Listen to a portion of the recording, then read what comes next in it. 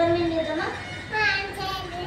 దానికి కావాల్సినవి ఏంటిది అంటే వెనిగర్ ఏంటిదంటే అది ఒక యాసిడ్. ఇందులో అసిటిక్ యాసిడ్ ఉంది. మీరు వెనిగర్ బదులుగా లెమన్ తీసుకున్నా కూడా ఇది ఉంటుంది. అండ్ డిటర్జెంట్ అనేది ఒక బేస్ అండ్ ఒక ట్రాన్స్పరెంట్ గ్లాస్, ఇంకా స్పూన్. టర్మరిక్ తీసుకోండి. ఈ టర్మరిక్ అయితే ఒక బేస్. సో వాటర్ తీసుకోండి. ఇప్పుడు ఫస్ట్ స్టెప్ ఏంటిదంటే ఈ వాటర్ని గ్లాస్లో పోసుకోవాలి. రుతి పోయినాను.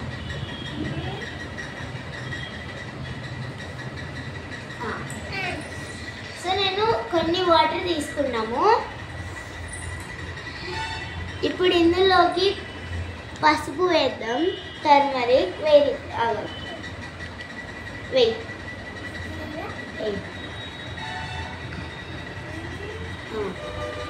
ఇక్కడి కొంచెం మిక్స్ చేసుకుందాం. ఇది ఏ కలర్లో అయింది? ఎల్లోలో అయితే మారింది. సో ఇప్పుడు దీనిలో డిటర్జెంట్ అయితే వేయాలి. ఇదే రీతి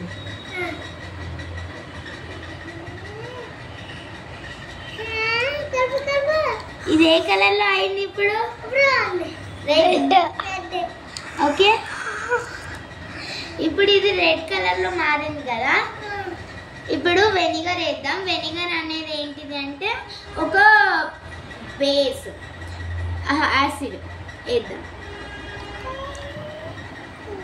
You can see the reaction in it with the color. See the color. So అదైతే మళ్ళీ ఎల్లోలాగా అయితే చేంజ్ అయింది. సో ఇది మీరైతే ఇంటికాడ కూడా ట్రై చేయొచ్చు.